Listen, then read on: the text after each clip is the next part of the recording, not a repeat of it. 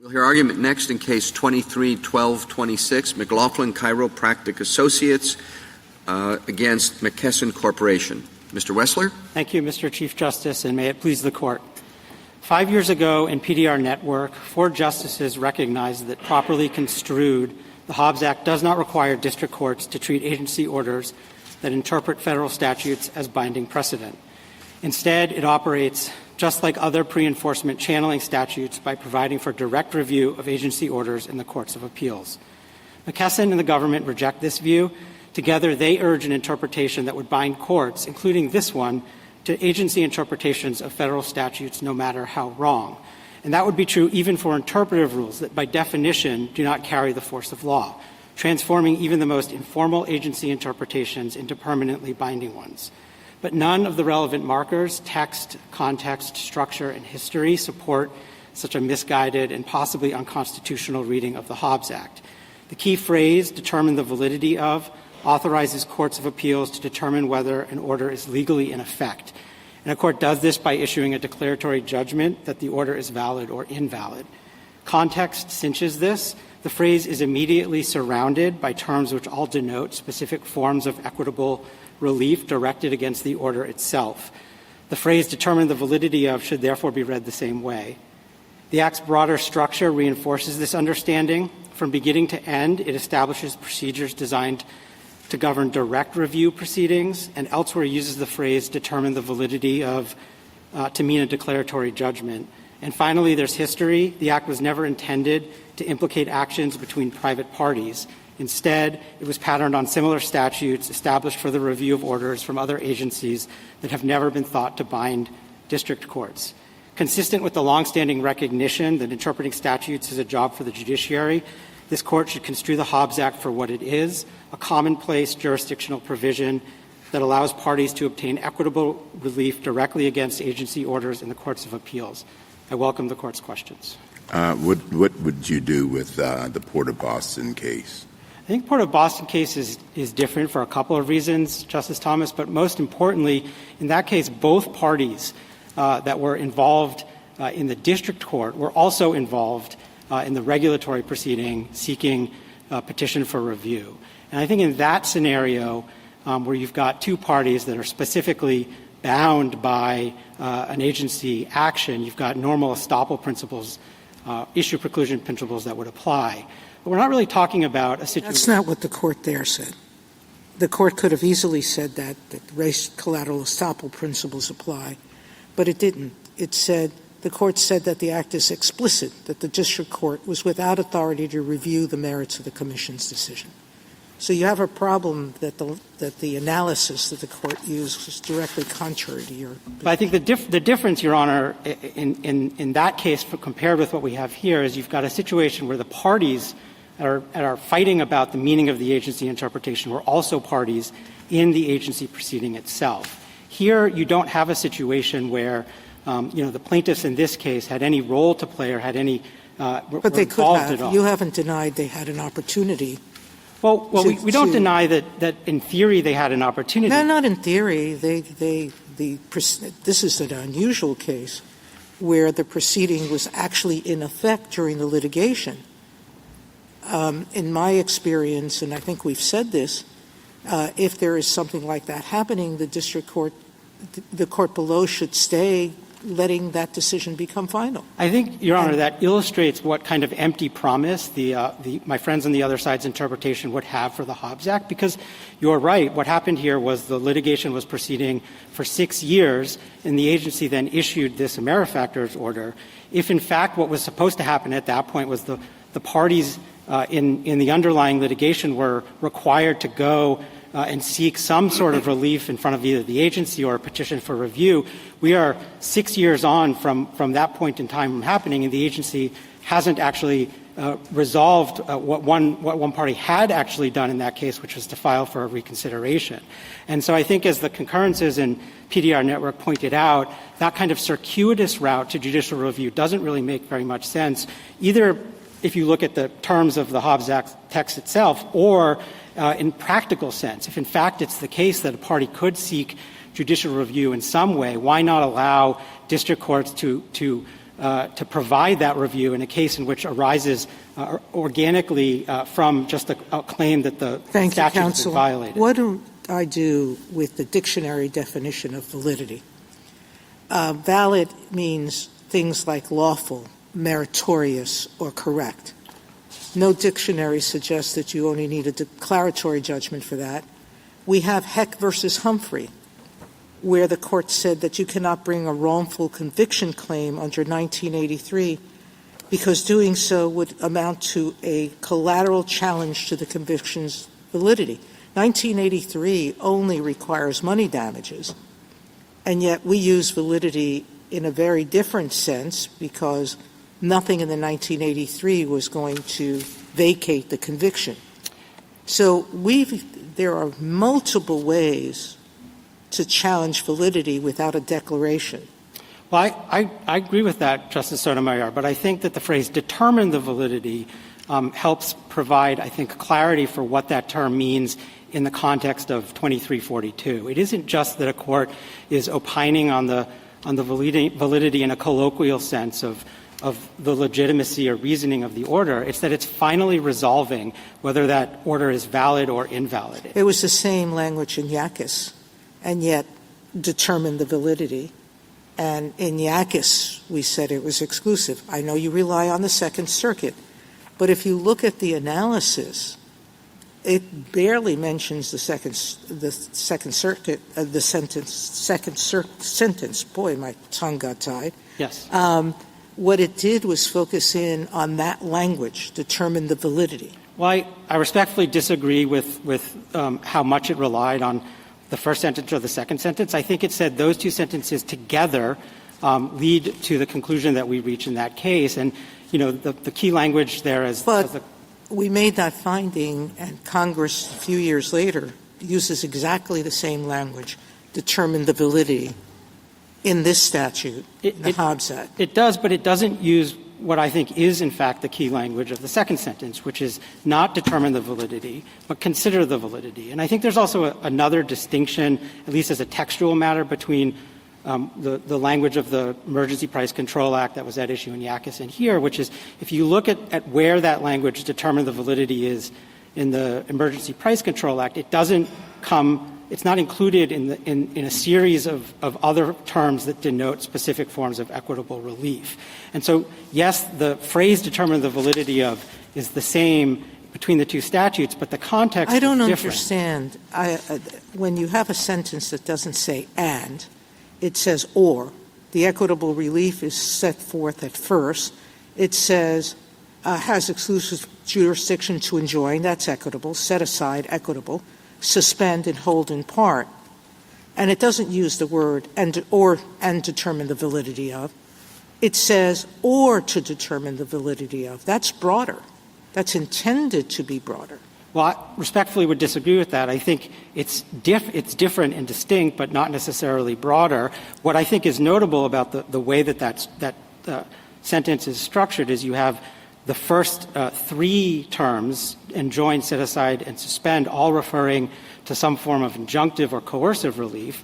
The next phrase, determine the validity of, refers to something entirely different, albeit a form of equitable relief, but a declaratory judgment. Well, as I mentioned, or determine the validity of can be done in a variety of different ways. It doesn't require just a declaratory judgment. I think in the abstract, validity might lead a reader to think that could be true, but I think read in context, what's going on in this provision, both with respect to the use of the term determine, but also that it's appearing in a list of other forms of equitable relief, that what the statute is trying to do is it's trying to provide something of an instruction manual for parties who are planning to seek direct review of an agency action. And it's saying for that kind of petition or proceeding where you actually want the agency order to be enjoined in some way or declared invalid, you can do that by filing your petition within 60 days in a court of appeals. But what it is not trying to do is forever bind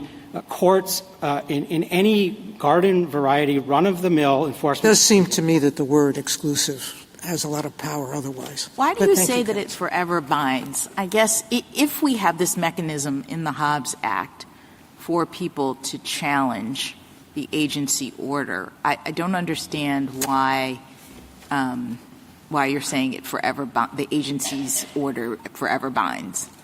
Well, I mean, you can take this case. The minute the agency issued this AmeriFactors order, the district court in this case said, I have no license to review whether the agency's interpretation of the TCPA is correct or not. Right, until the Court of Appeals hears that question per the statute. Well, of course, in this case, it may never hear It may not, but there is a mechanism for it to be corrected.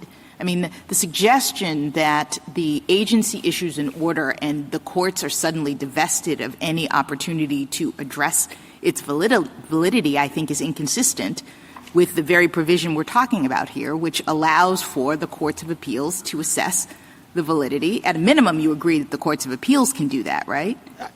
Yes, with a maybe friendly amendment, which is not assess the validity, but to determine the validity once and for all. And I do think that there's an important distinction. No, I understand how your argument plays out. I guess what I'm just saying is it seems to me that we're just talking about a period of time in which the district court is hearing an enforcement action or whatnot, and the agency issues an order. And given the Hobbs Act, until the Court of Appeals determines the validity, the district court has to assume for the purpose of any litigation that it's before it, that it is a valid order. I think we're using the terms determine the validity in different ways. I think what the Hobbs Act says and what it requires is that if you are seeking a petition for review to enjoin or actually declare invalid once and for all this agency action, then yes, you must bring that petition within 60 days in a court of appeals.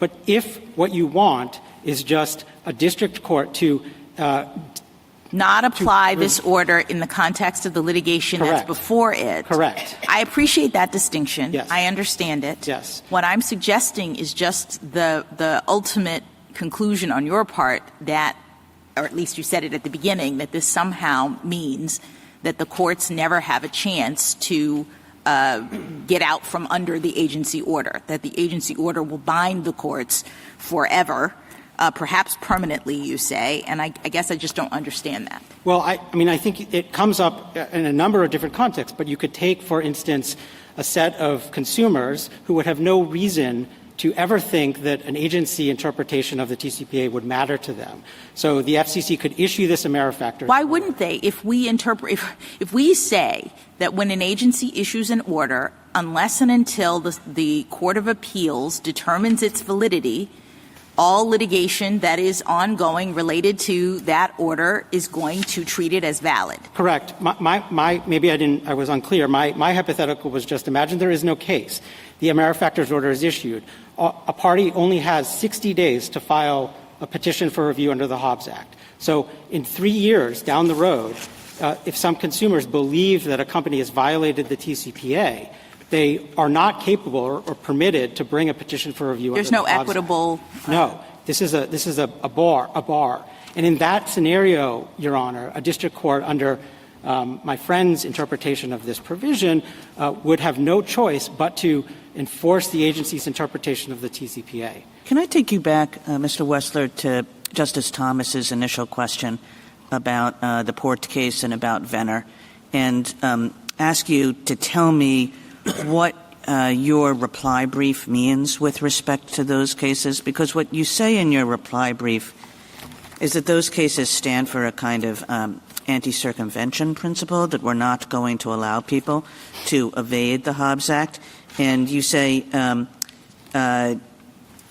what those cases do is they shut down collateral challenges that could have been brought under the Hobbs Act. So what do you mean by that? What do you take the scope of those cases to be? Or said otherwise, what do you take the set of collateral challenges to be that those cases preclude? Sure. I think there are maybe two kind of categories, the way to think about it. The first would be in a case in which the actual parties who are in the civil proceeding were also parties to an agency action. And I think in that scenario, that's not Port of Boston, right? Well, that is Port of Boston. In Port of Boston, both parties that were the subject of the district court proceeding were also parties in the agency action that was taking place kind of simultaneously. And so in that scenario, I think it is fair to say, well, an order from the district court would effectively enjoin the agency action in a way that would suspend the functioning of the order and would be subject to the Hobbs Act. But I don't think in any of those old cases, Venner, Port of Boston. You said that there were two things. You said. Sorry. I think the other category would be a case in which you might have one party who is specifically given like a waiver by an agency. And I think in a scenario like that, if it later got sued, and the only agency action related to that specific party, the effect of a later suit might be to suspend the agency order in a way that would look like the kinds of equitable relief that the Hobbs Act covers. But once you're out of those two pretty narrow categories, and certainly that isn't the case we've got here or what we had in PDR Network, it cannot be the case, I think, or would submit to the court, that the Hobbs Act covers any proceeding that arises in the normal course of a district court's jurisdiction in which the district court is being asked to evaluate or interpret the meaning of a statute and compare the agency's reasoning. I understand that position, but I guess I'm wondering why you've argued this case quite so broadly. I mean, it seems to me that you win this case so long as you say there's at least a requirement that the parties bringing the suit are legally bound, and that's not met here, and so we win on that ground. Like, why go further than that? Well, I mean, I will take a reversal win in whatever way the court thinks is best, but I do think that there is something quite odd about an interpretation that the other side has offered for 2342 that would extend to cover a district court's ability to interpret the statute. And I think that really is what we're talking about in this case. I think it's even more extreme when you look at the nature of the AmeriFactors order here, which all parties argued and agreed below was an interpretive order, one that Right. I mean, I guess that's exactly what I'm suggesting. I mean, I think that the in our initial opinion, remind me of the name? The PDR PDR. Right, that the majority opinion basically says, I think it's important to us, the majority opinion says, whether this is an interpretive rule. And here it seems to me you can just come up and say this is an interpretive rule. The majority in PDR got it right that was an important question. And if it's an interpretive rule, it falls outside the Hobbs Act.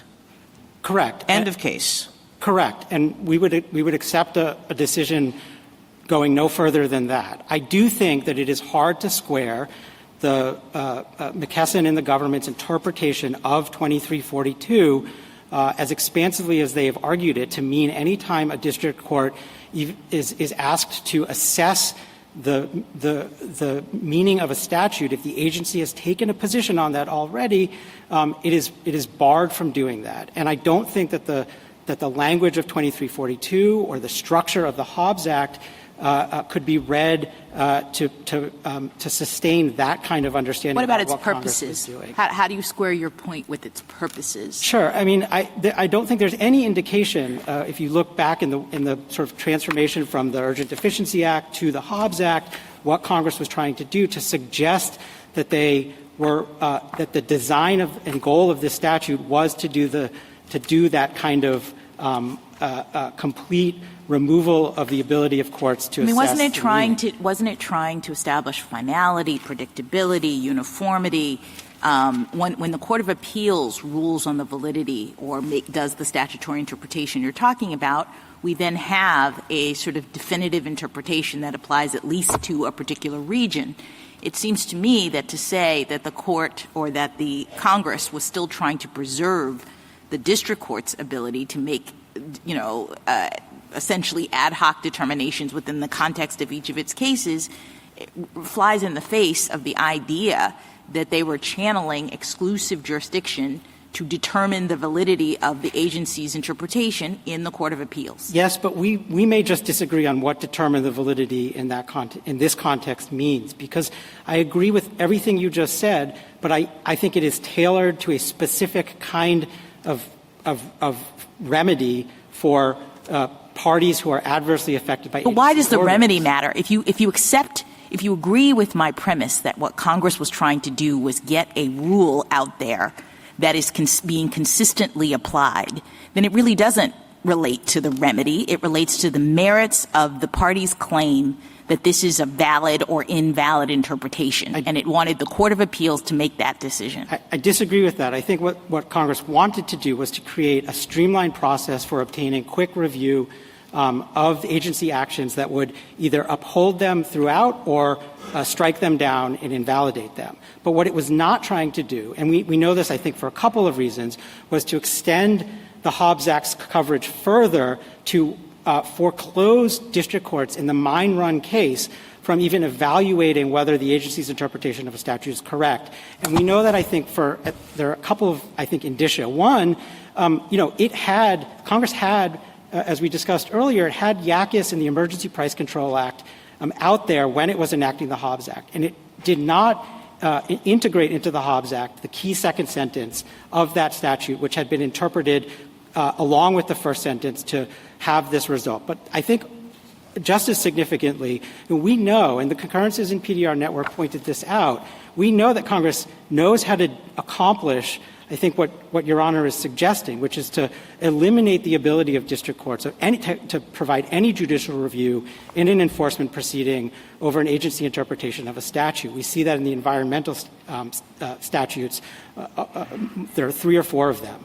And that language, which I think is quite clear, it provides a kind of negative prescription that district courts do not have the authority to provide any sort of judicial review in an enforcement proceeding, just as absent from the Hobbs Act here. And I think that's a quite significant distinction, and one I think that we have to, again, as we know from PDR Network, recognize that, that the silence that the Hobbs Act has when it comes to that kind of question, I think ought to be significant in the way we understand the background rule that's operating here, which is for claims that don't fall within one of these channeling statutes. A district court is always free in that context to assess the reasoning of an agency's interpretation and interpret the statute itself. And I think the Hobbs Act, because it didn't foreclose that kind of judicial review that we see from other statutes, means that district courts must remain free to be able to do that in a case like this one or like in what we had in PDR Network. Mr. Wessler, I'm struggling a little bit with the off-ramp you were discussing with Justice Kagan. And as I understand it, the idea goes that the Hobbs Act doesn't even apply at all because the Amerifactors order wasn't really an order. It was an interpretive rule. But it was an adjudication, and there was a final order issued in that administrative adjudication. That would seem to be, to me, every day of the week and twice on Sundays, an order, and therefore implicate the Hobbs Act and raise unavoidably the larger question in this case. What am I missing? Yeah, I don't think we disagree with any of that, and I don't think our view is that this isn't an order. I think just because, the other side has said, well, it's an adjudication, and so somehow that doesn't implicate whether there's an interpretive or legislative rule.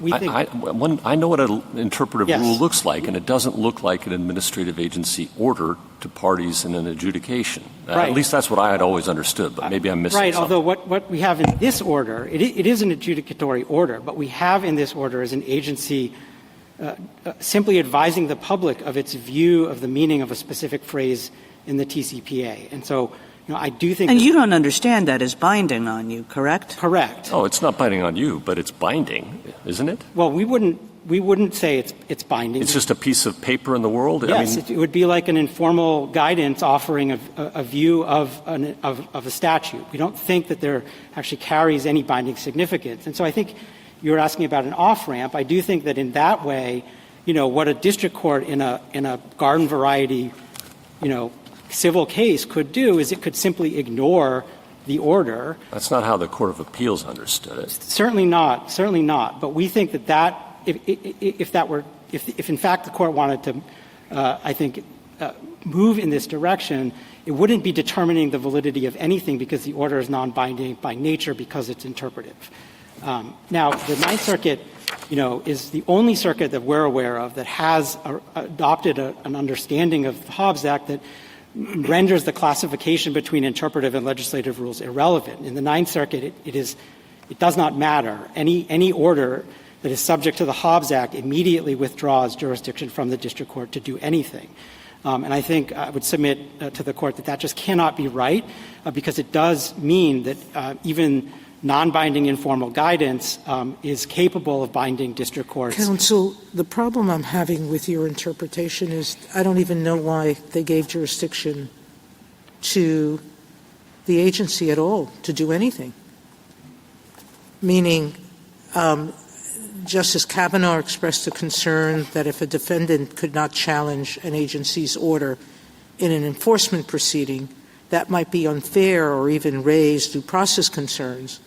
But your interpretation means that if a regulated party seeks an agency order to determine whether its conduct is permissible, it asks the agency for that.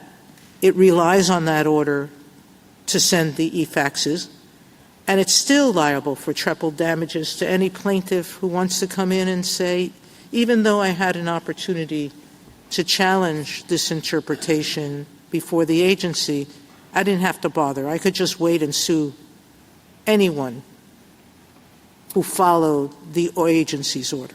Correct? Well, That's the downside. A couple of responses to that. I mean, first, I do not think that a defendant would necessarily be on the hook in that scenario for treble damages, because that does the treble damages provision of the TCPA requires or there is a built-in reasonable reliance. But it still would be liable. But I do think you're not wrong to suggest that there might be some reliance interests at stake here. I do not think those can overcome what the text of this statute means. I also think that unless we believe that the Act, by giving an out to people who didn't have an adequate opportunity for review, that's the out. Well, I don't think that it was that it intended to make these orders final unless overturned by the Court of Appeals. May I answer? Yeah. With respect, I do not think adequacy is a sufficient safety valve, and I think that's true for at least two reasons. The first, Your Honor, is that this Court has never taken a position on what adequacy in the APA means. I do not think that the point of a jurisdictional statute would be to invest district courts in all of these cases from assessing the specific circumstances of when individual parties in their case may or may not have known about a particular order that would have given rise to a Hobbs Act claim. And I also think it begs a question, exclusive jurisdiction to do what, which in this case we would submit the Hobbs Act only requires for petitions that are directly challenging agency actions. Thank you, counsel. Justice Thomas? Justice Alito? Anything further? Justice Sotomayor? No? Justice Kavanaugh? No? Yeah. Justice Jackson? Okay. Thank you, counsel. Thank you. Mr. Palmore? Thank you, Mr. Chief Justice, and may it please the Court. The Hobbs Act's text, history, precedent, and purpose all support the conclusion that the lower courts here could not impose liability on McKesson for engaging in conduct that the FCC said did not violate the TCPA, where plaintiff concedes it had adequate opportunity for judicial review under the Hobbs Act. The statutory text and structure show that a Hobbs Act court's exclusive jurisdiction to determine the validity of an order means it alone can evaluate whether the order is correct. If Congress had wanted to limit this exclusivity to declaratory judgments, it would have done so expressly. Instead, Sections 2349 and 2342 together show that the Hobbs Act court has exclusive jurisdiction not just over remedies against the order, but also over evaluation of its merits. And that is exactly how this Court interpreted predecessor statutes, whose terms and precedent Congress incorporated into the Hobbs Act. Under both the Urgent Deficiencies Act and the Emergency Price Control Act, this Court construed those statutes to bar collateral review in enforcement and private party disputes, even when no declaratory judgment or other relief was sought against the order. And consistent with that precedent, Justice Thomas, the Court in Port of Boston interpreted the Hobbs Act's exclusive jurisdiction to mean, quote, review the merits. And on that understanding, it barred redetermination of the same issue decided by an agency in a private payment dispute. again, where no declaratory judgment or relief against the order was sought, and whether or not the party participated before the agency. Finally, the Hobbs Act's purpose of establishing finality, certainty, and reliance would be undermined by petitioner's position that an FCC order, even if affirmed under Hobbs Act review, could forever be subject to second-guessing in state and federal courts all across the country. I welcome the Court's questions. So as I understand you, if a case, if this case were to come before a district judge, an order before a district judge, and the district judge says this is the most ridiculous opinion I have ever seen in my many years on the bench. However, I have no authority to review it. That you don't see a problem with that. Justice Thomas, this is not an issue of agency versus court. This is an issue of which court and when. And I think it's important to emphasize how it's still, you have the same, you have a collateral attack, you have a disagreement between two parties, they're in court, and the district judge says, under the Hobbs Act, I have no authority, even though I can see this order is ridiculous. That's because the Hobbs Act court has that authority. And if the order is ridiculous, the Hobbs Act court will reverse. And I think it's important to emphasize page 4 of the cert reply says petitioners ask this court to decide the question presented on the assumption that they had a prior and adequate opportunity for judicial review under the Hobbs Act.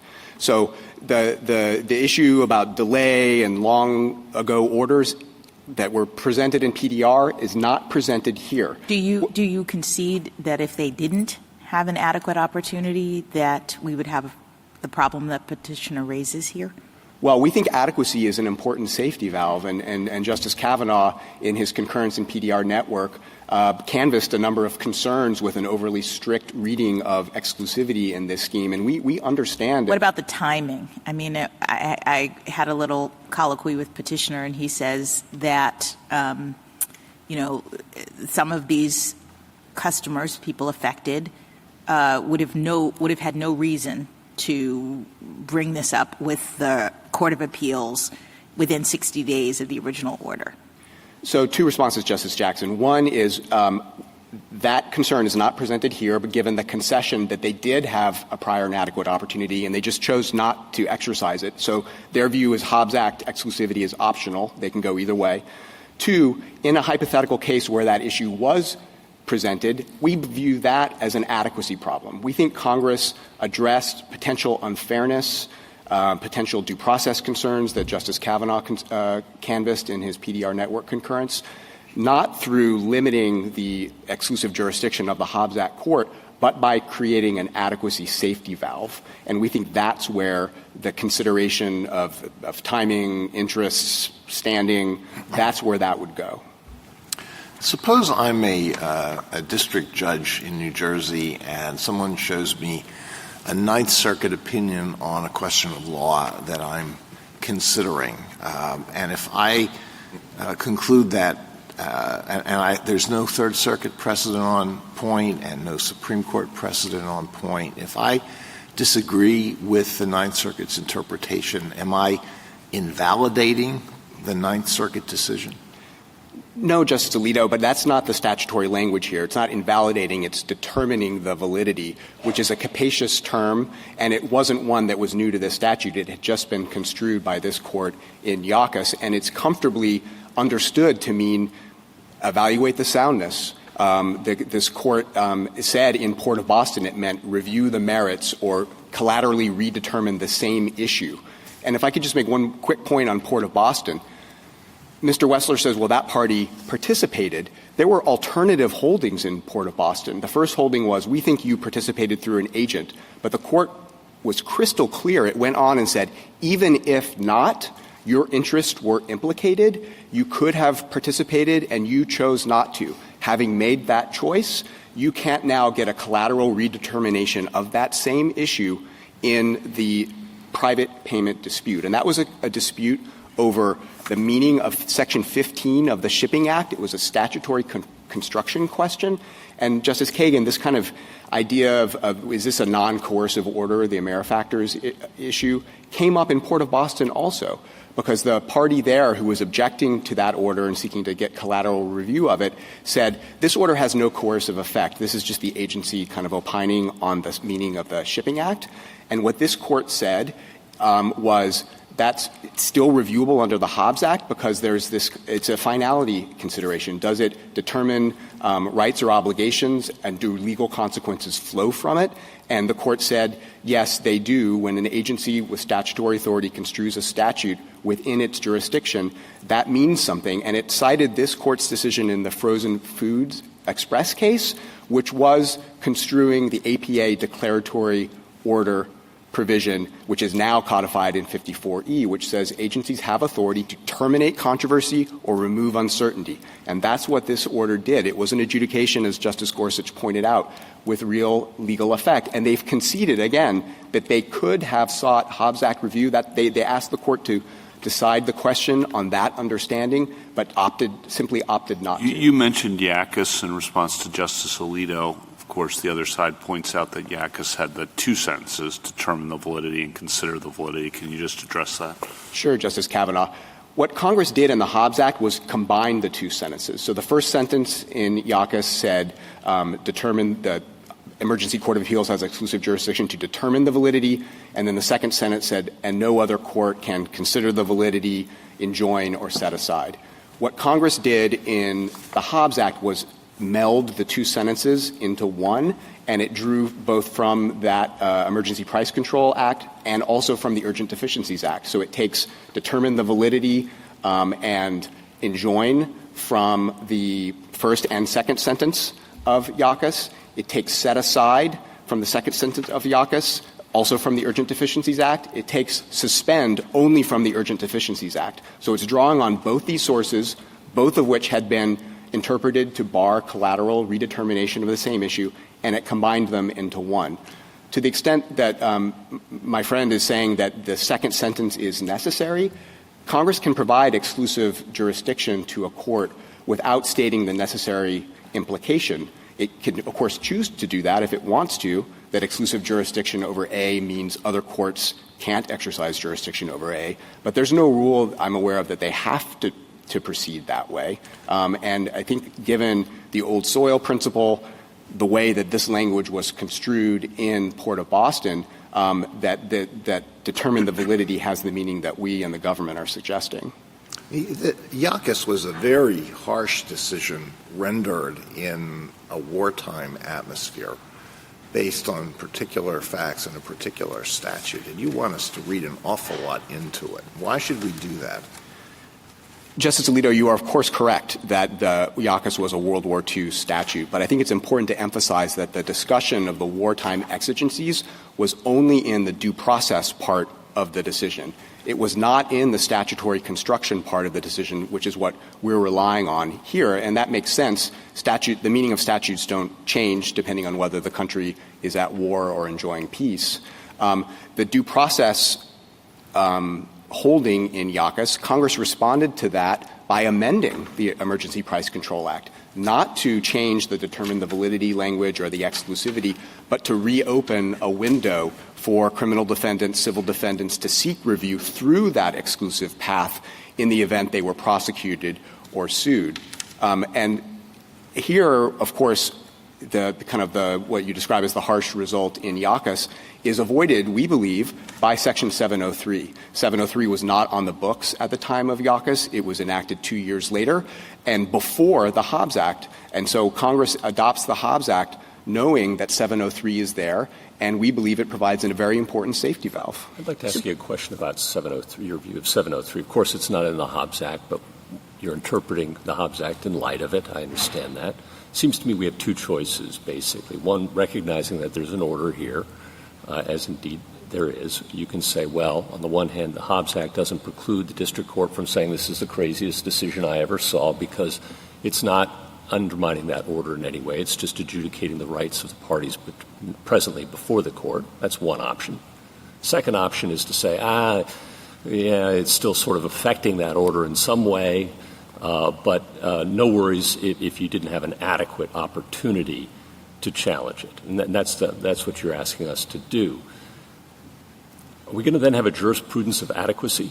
And if so, what does that look like for parties who weren't alive at the time of the administrative proceeding, for parties who wish to present different arguments than was considered by the agency at the time, for parties with different factual circumstances than those that the agency may have had in mind at the time it adjudicated the case before it?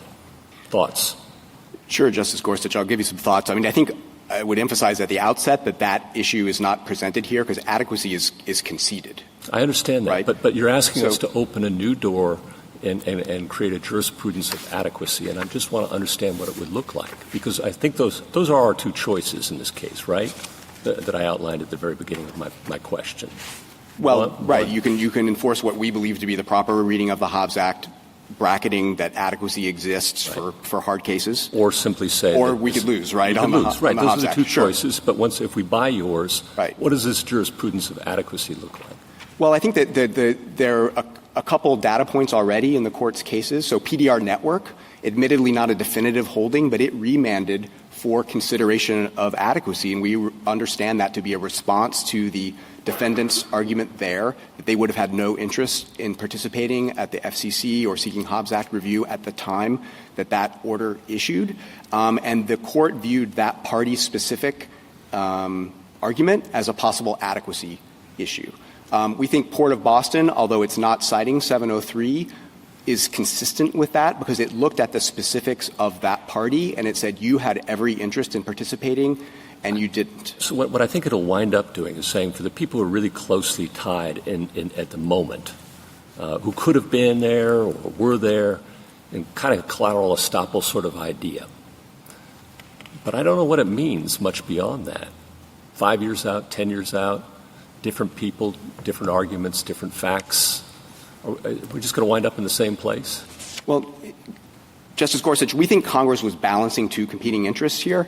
It was balancing finality, reliance, what this court called in Corner Post the kind of finality-focused orientation of the Hobbs Act, with, we think, fairness and due process concerns. And so Congress is, of course, not required to pursue all its objectives to the ends of the earth. It can balance them, and we think that that's what it did here. But I think what I'd emphasize is even if there was some work to do in future cases, that would all be work to do about the meaning of adequacy, because that's... I understand that, but if finality is so important, and it turns out that your interpretation doesn't do much to advance finality beyond a few parties presently, what do we hear about?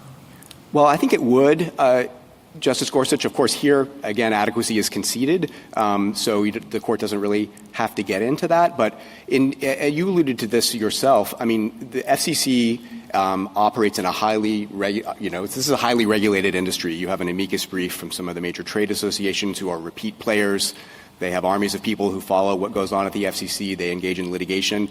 Those folks are unlikely to be able to make any kind of adequacy argument, and they're the ones who are often engaged in this litigation. But we think Congress allowed a safety valve. But then we're going to have the corner posts of the world who are going to come in and say, I wasn't alive. I wasn't there. I wasn't in business. And we said the statute of limitations allows them to file their claims. That's got to mean something, right? Well, perhaps so, Your Honor. So I guess in our conception, and the government has a different view on adequacy, which is probably a less capacious view. Substantially, I suspect. Substantially, right. We have more of we believe it can be more party-specific. But I think it's important to emphasize the implications of petitioner's view, right, is that a party could go to the agency, say, I want to send faxes to online fax services, get a declaratory order, which is like a declaratory judgment. Someone wants guidance. They want a ruling before they act at their own peril. The agency could say, that's right, that's not covered. That could be affirmed by a court of appeals under the Hobbs Act. Then years later, they could be exposed to liability in a federal court, in a state court, for having relied on and sent the faxes that the FCC in a Hobbs Act affirmed order said was permissible. We think that... Yeah. Sorry. Mr. Palmel, can you speak to petitioner's argument about interpretive rule? Do you agree that this is an interpretive rule? Absolutely not, Justice Jackson. This is an adjudication. It's not a rule of any kind. It's an adjudication. And in 5 U.S.C. 554E, Congress gave agencies authority to issue declaratory orders with like effect as to other orders to terminate a controversy or remove uncertainty. And that's what it did here. The FCC, like many other agencies, based on this Court's decision in Chenery 2, in the NLRB versus Bell Aerospace, often announces kind of broad things that look like rules through declaratory orders. It did it here with notice and comment rulemaking. And you consider this to be binding then? Yes, it's binding. It's binding because the FCC was not just deciding a dispute between two particular parties. It was applying the statute to a particular technology, which was these online So, fax services. suppose that I think that you have some good arguments about why it's not just suits asking for declaratory judgments that fall within the Hobbs Act, but that you at least have to have a suit that's challenging an agency decision with the force of law, that's a necessity to fall within the Hobbs Act.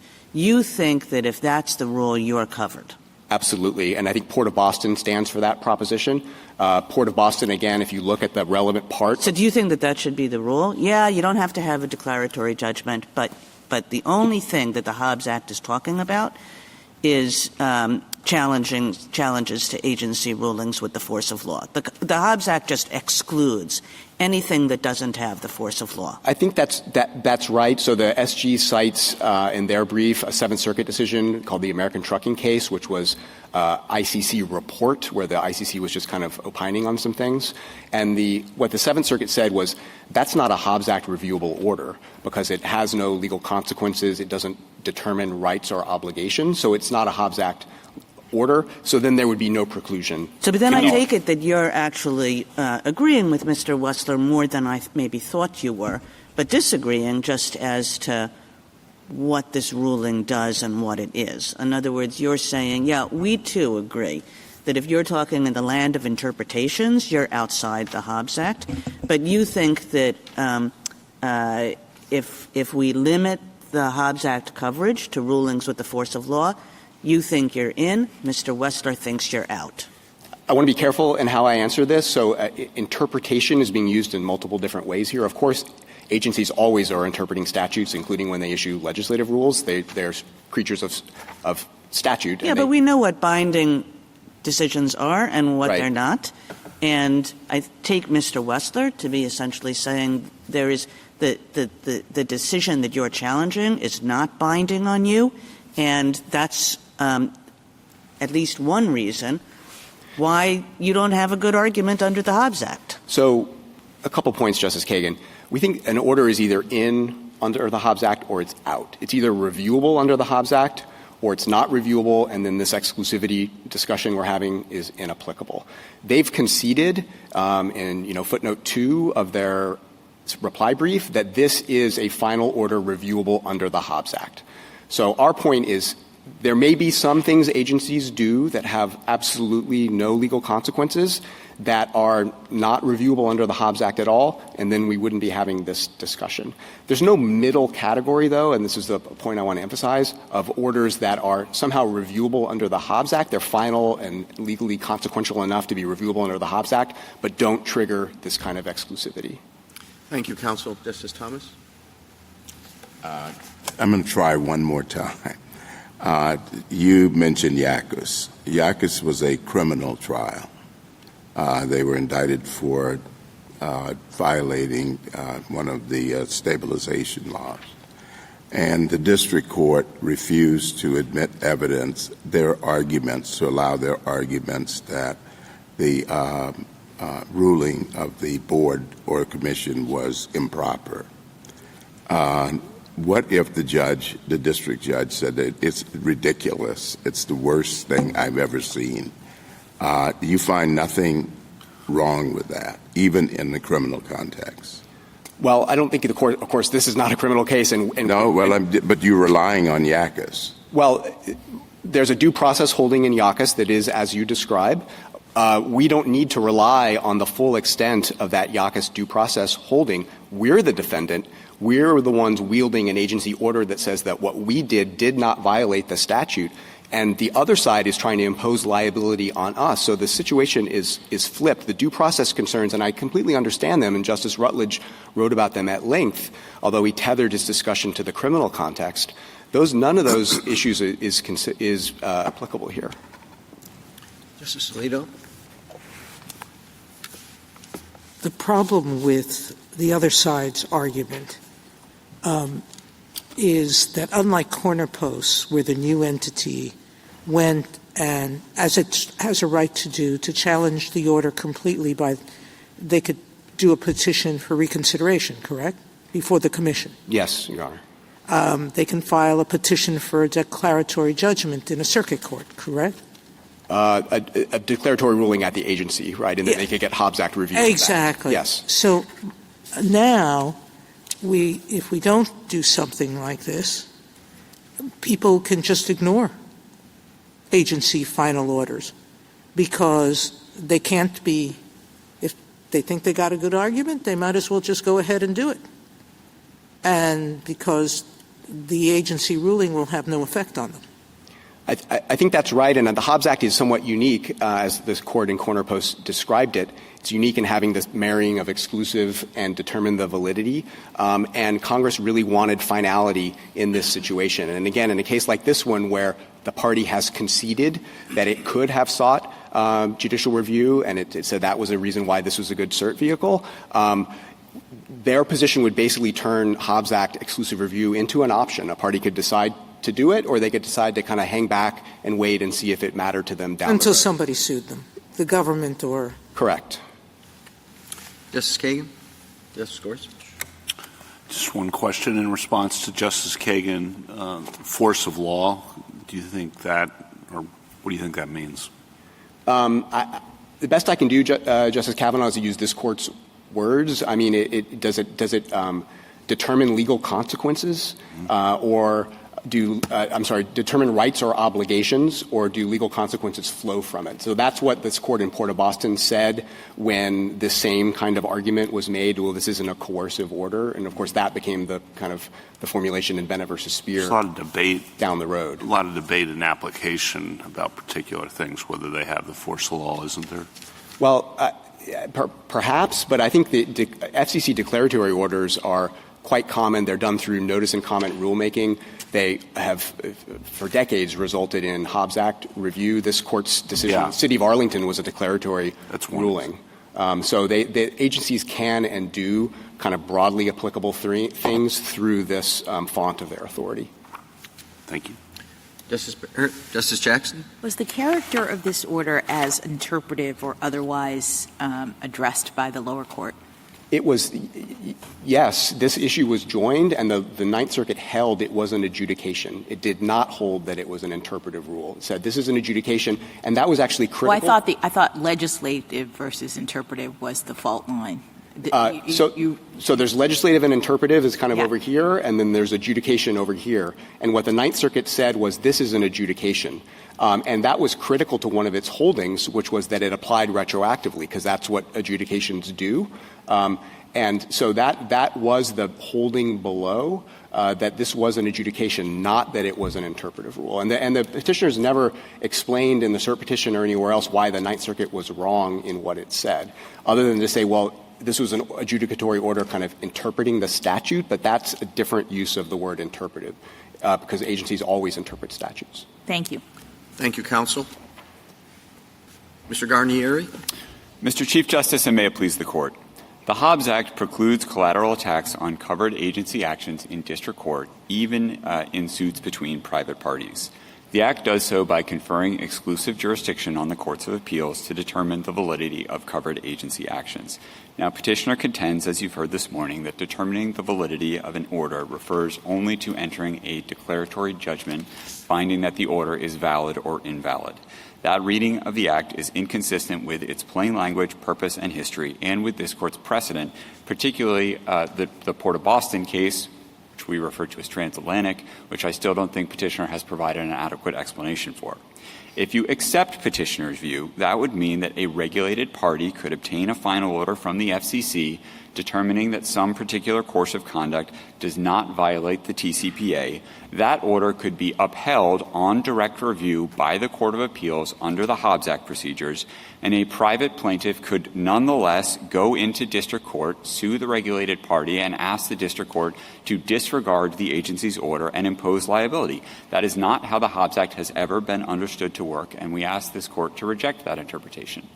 I welcome the court's question. Does that take you as far as the court Yackas? I think, at least with respect to the statutory interpretation piece of this, yes, and that's no accident. Congress was clearly drawing on the language that this court interpreted in Yackas. The Emergency Price Control Act conferred on a special emergency court exclusive jurisdiction to determine the validity of price control regulations, and Congress took that language, which was, I think, unique at the time in the Emergency Control Act. Congress took it and brought it into the Hobbs Act in order to accomplish the same purpose that this court construed the Emergency Price Control Act to have in the Yackas decision. If you take the Hobbs Act to go as far as Yackas, I mean, that's an extraordinary thing. I mean, Yackas is not a case people usually want to rely on outside the wartime context. But if that's as far as the Hobbs Act goes, if it goes that far, aren't we going to have real due process questions? I mean, Justice Rutledge raised them. Justice Powell raised them years later in what was that? And one of them, yeah. You know which one I'm talking about. I do, Your Honor. Let's see. I can even find it for you. Adamo, or whatever, however you pronounce it. Adamo, yeah. I mean, you really want us to start a 14th Amendment jurisprudence about this? Well, I don't think that there are going to be cognizable due process claims in the mine run of applications of the Hobbs Act. The due process clause of the 14th Amendment does not create any kind of freestanding entitlement to get judicial review of agency action in any court at any time. Well, I think it does generally. I think it does generally say when Congress chooses to invest courts with jurisdiction, as a rule, judges interpret the law, and they have a duty to do so independently. And not automatically and reflexively have to adopt interpretations that the executive branch chooses and prescribes for them, right? I think, Justice Gorsuch, that might be a little bit different than the due process concern that my friend has articulated. That's more it's what I have, so why don't you address it? Sure. So I think if you're thinking about the way the Hobbs Act generally, the way Congress envisioned this would work, you would get judicial review in the Court of Appeals under the Hobbs Act, and it would be that application of Article III authority that would then be binding. I understand that, but district but courts the fact that one person gets judicial review under the Hobbs Act and makes whatever arguments in our adversarial system that they choose, and then another party, years later potentially, with very different arguments and different facts, it wasn't around. And you're telling me due process has nothing to say about whether that individual gets to have a judge decide his case?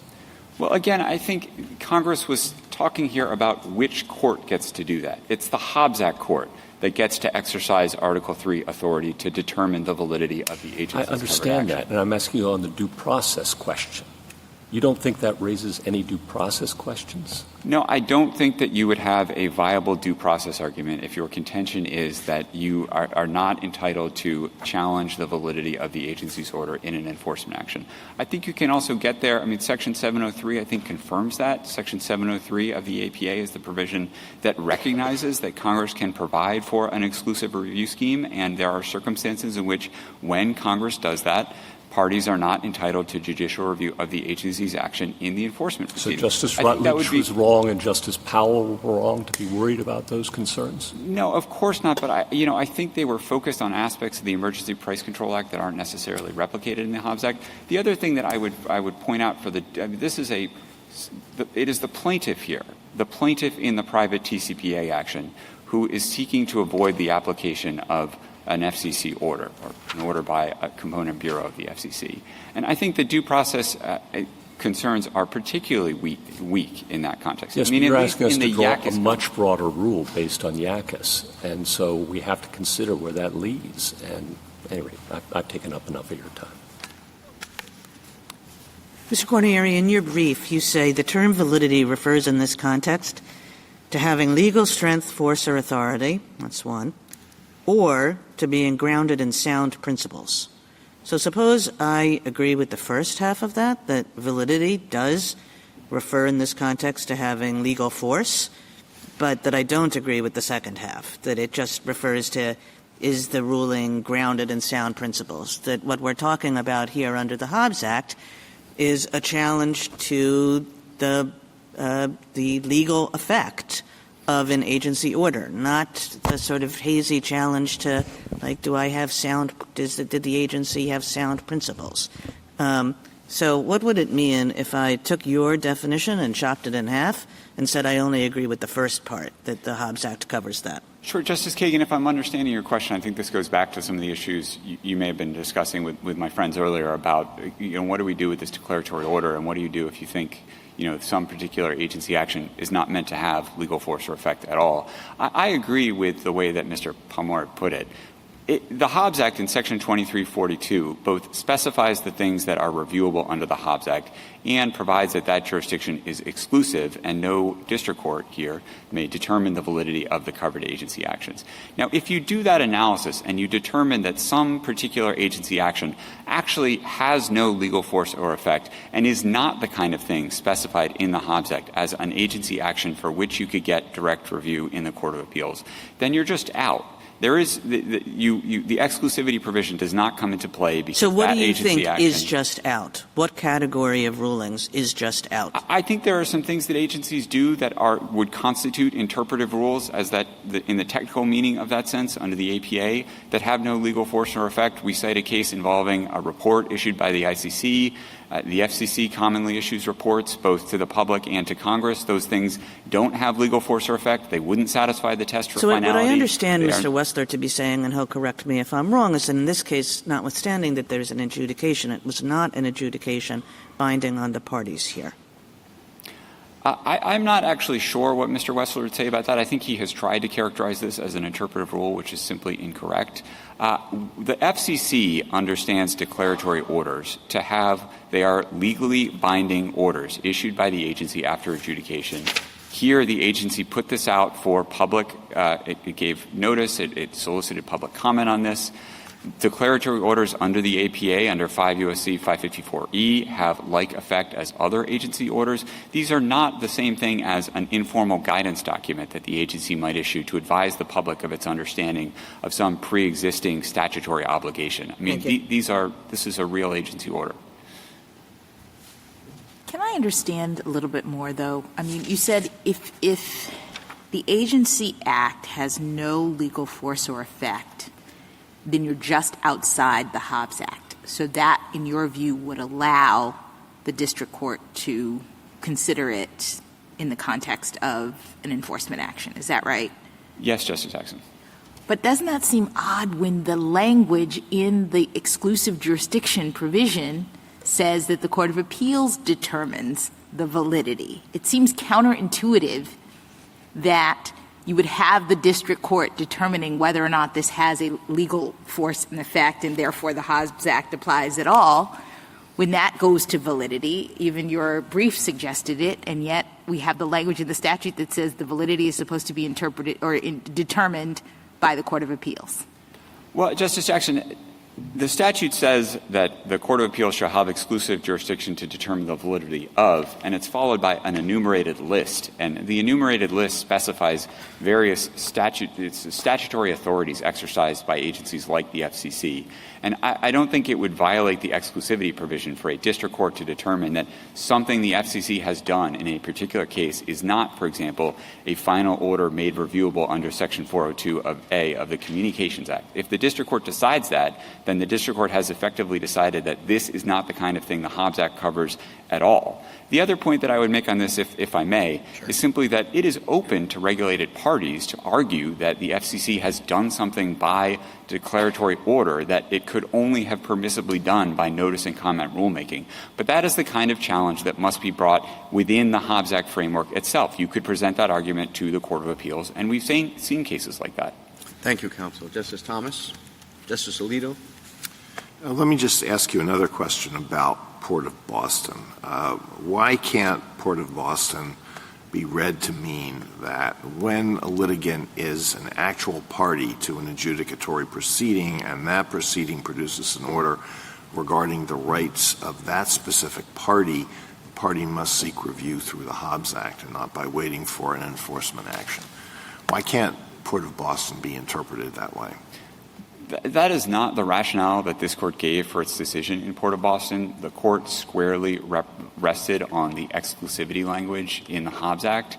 There was a factual dispute there about whether the shipper, Transatlantic, had been represented in the agency proceedings through its agent, the agent was a member of the Shipping Association, which was a party to the agency proceeding. This court said, even if you were not a formal party to the proceeding, your interests were at stake, and you had an opportunity to participate, and you did not. So I don't think the reasoning of the decision can be squared with my friend's suggestion that you could write that off as a case about, an instance in which a party is actually bound by the agency adjudication in the sense of sort of preclusion principles. Did the court in Port of Boston grapple with all the considerations that were laid out in Justice Kavanaugh's concurring opinion in PDR? No, Justice Alito. I will grant you that the analysis in Transatlantic or Port of Boston doesn't seem as troubled by some of the analysis set forth in Justice Kavanaugh's concurring opinion in PDR Network, but the issue was squarely presented there, and the court had no difficulty determining that the suit at issue in that case was, in effect, an effort to get a collateral redetermination of something that had already been settled by the Federal Maritime Commission and for which review under the Hobbs Act was the exclusive mechanism for determining the validity of that agency action. I don't think you have to rest. I think Port of Boston is a strong card for us, but I don't think you have to rest exclusively on that decision either. I mean, this goes back to cases like Venner and Lambert run coal company. There are numerous decisions of this court decided under the predecessor scheme, the Urgent Deficiencies Act, that likewise rejected efforts to get a kind of collateral attack on the agency's order, and in suits in which no party was requesting declaratory relief against that order. So I don't think, in addition to Transatlantic, there are other pre-Hobbs Act precedents that just can't be squared with my friend's understanding of how the statute works. Well, let me ask one final question about Yackas. Now, I don't know how big the defendants in Yackas were, but let's suppose they were. This was some mom-and-pop operation that was subject to the price controls that were in effect during World War II.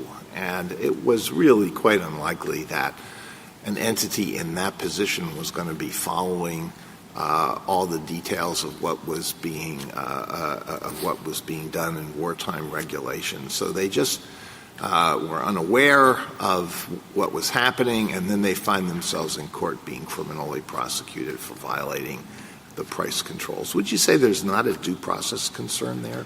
I think the holding of Yackas is that there was no due process violation in that application of the statute, even in the context of a criminal prosecution. Obviously, we are one step removed from that here. This is a civil enforcement action, not a criminal prosecution. Now, I will say the respondent in this case has suggested that today, if a similar issue arose, you have Section 703 as a safety valve. Now, in PDR Network, we took the position that in Section 703, when the statute refers to an adequate prior opportunity for review under one of these exclusive schemes, adequacy was supposed to be judged at a level of generality. The question is whether the statutory scheme provided an adequate opportunity to the regulated community in general, not the specific party in that case. We haven't had occasion to revisit that position here because petitioner has asked the court to decide this case on the premise that petitioner already had a prior and adequate opportunity to seek review under the Hobbs Act. But what I want to stress is if you disagree with us about how to read the adequacy language in Section 703, that could be something the court could address in an appropriate future case. It is not a reason to adopt petitioner's understanding of the Hobbs Act. All right, thank you. Justice Sotomayor? Justice Kagan? Justice Gorsuch? Just one quick question about Port of Boston. You emphasized that the transatlantic there wasn't a party to the administrative proceedings, right? Yes, although I think there was a factual dispute in that case about the extent to which it should be. Didn't the court expressly rely on the fact that transatlantic had been represented before the commission? No, Your Honor. I think if you look at the final paragraph of it was, in fact, represented before the Commission and has previously made numerous claims to party status. In the petition for reconsideration filed with the Commission, it asserted that it had been represented in the administrative evidentiary proceeding through its agent. Yes, Justice Gorsuch. That's but I think part of the holding of the court, right? I entirely agree. The court was engaging in two alternative analyses, alternative holdings. I think I heard Mr. Pomeroy use that phrase earlier. I entirely agree with you that the court was saying that Transatlantic was trying to have it both ways. They had claimed party status before. Now they were disclaiming it. If you look at the next paragraph of the court's opinion, there is a clause that says even if Transatlantic was not a formal party, it does the say exclusivity that. Analysis applies the same way. It says that because it had every opportunity to participate before the Commission, and not in the abstract, in the sense that it did, and it just discussed in the prior paragraph. It's not that somebody could have come in. It's that these people did come in. That was bound up in the court's analysis, wasn't it?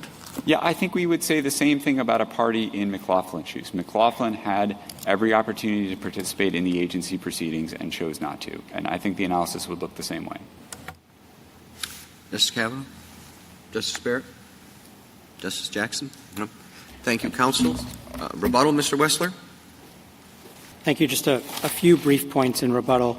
The Hobbs Act's grant of exclusive jurisdiction simply means that a district court may not entertain a petition for review of an agency action subject to the Act. Nobody questions that the Hobbs Act's grant of that kind of jurisdiction is designed to create a streamlined process for funneling pre-enforcement facial challenges to agency actions into the courts of appeals. And, of course, no matter how the court resolves this case, those challenges will continue. But I think what's at issue here is really whether the Hobbs Act, the text of that statute, this court ought to read it in a way that expands and extends the sweep of the Hobbs Act to cover any opportunity a district court might have in a garden variety civil litigation case to even consider or evaluate the reasoning of an agency interpretation. I think that can't be right, as we've explained, based on both text, structure, and history of the statute. I think, to your point, Justice Alito, yes, Port of Boston, I think, distinctly different from what we've got going on here because it involved parties who, Justice Gorsuch, as you noted, were themselves directly involved in the agency proceeding. That isn't the kind of proceeding that we have here in which the FCC has issued a declaratory order that only one party sought. So in this case, you have AmeriFactors, a company seeking a declaratory order. There are no other parties, nor could there be for purposes of this agency action. And I think that's significant because the only opportunity that a party in the plaintiff's shoes in this case would have had they wanted to try to challenge that interpretation would be to do what another party did, which is to file a petition for reconsideration in front of the agency. That is an empty promise of judicial review, as Justice Kavanaugh, you pointed out in your concurrence in PDR Network, because that petition for reconsideration of the FCC's AmeriFactors order has been pending for more than 5 years.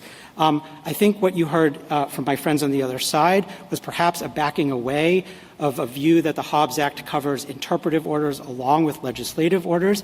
If that's correct, I would require reversal here because the Ninth Circuit's rule from which we have taken an appeal is that the Hobbs Act covers both interpretive and legislative orders. I note that the government on page 31 of its brief defends that proposition despite what you heard today. It has taken the position that there is no exception under the Hobbs Act for interpretive rules. It covers both kinds of rules. An adjudication can still be an interpretive rule, as courts have routinely held. Adjudications are simply an alternative path to a regulation or a rulemaking that an agency can take, but it does not affect a distinction between agency action that carries the force of law versus agency action that does not. And I will just point out that in PDR Network, there the FCC issued a rule through notice and comment, but on remand, the Fourth Circuit held that it was interpretive and therefore not subject to the FCC. This Court should make clear once and for all that the Hobbs Act does not require a district court to follow an agency's interpretation of a statute, no matter how wrong. Thank you. Thank you, counsel. The case is submitted.